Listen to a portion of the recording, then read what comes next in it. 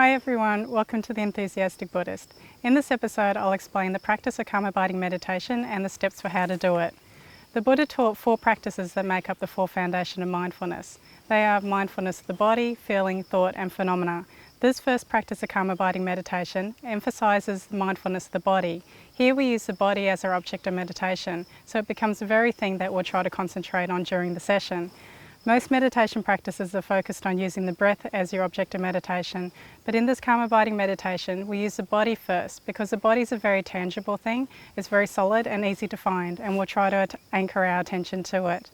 We shouldn't underestimate the benefit of first using our body as the object of meditation. Using the body grounds the mind and stops it from jumping around everywhere.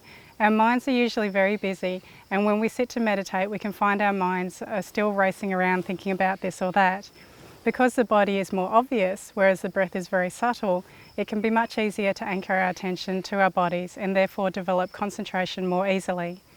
If you spend time developing proper posture and deeper concentration on the body, you'll find that when you move to the breathing meditation, your concentration will be even better. In the last episode, I went over the 7-point posture of Vairocana. Here we will be employing those 7 postures and using them as our focus of meditation.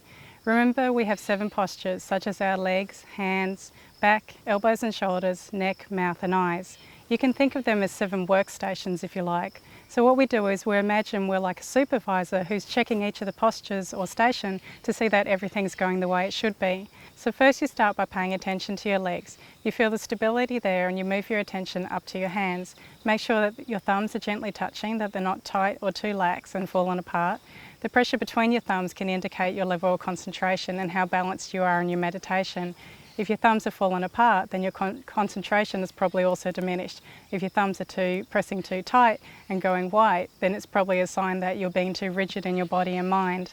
From our hands, we move our attention upwards to our back. We carefully check that our back is still straight, and we mentally move our attention slowly up each vertebrae until we reach our neck. Next we check the posture of our elbows and shoulders. Check that our elbows are out away from the body, allowing the air to flow freely between the gaps. We also make sure that our shoulders are not too tense and that our shoulders aren't drooping forward. Moving our attention upwards, we next check our neck is in the right posture and with our chin slightly lowered. We check the posture of our mouth. We check that our lips are together and tongue isn't slightly curled and behind the upper top set of teeth. There's a slight smile on our lips, and we check that we're breathing through our nose. Then we mentally scan upwards to our eyes and make sure that our eyes are still slightly open and looking with a soft, happy gaze about 2 or 3 feet in front of us. Make sure there's nothing moving in front of us that will distract our attention. After checking the posture of our eyes, we then reverse the process and then go back down from the postures from our eyes down to our legs.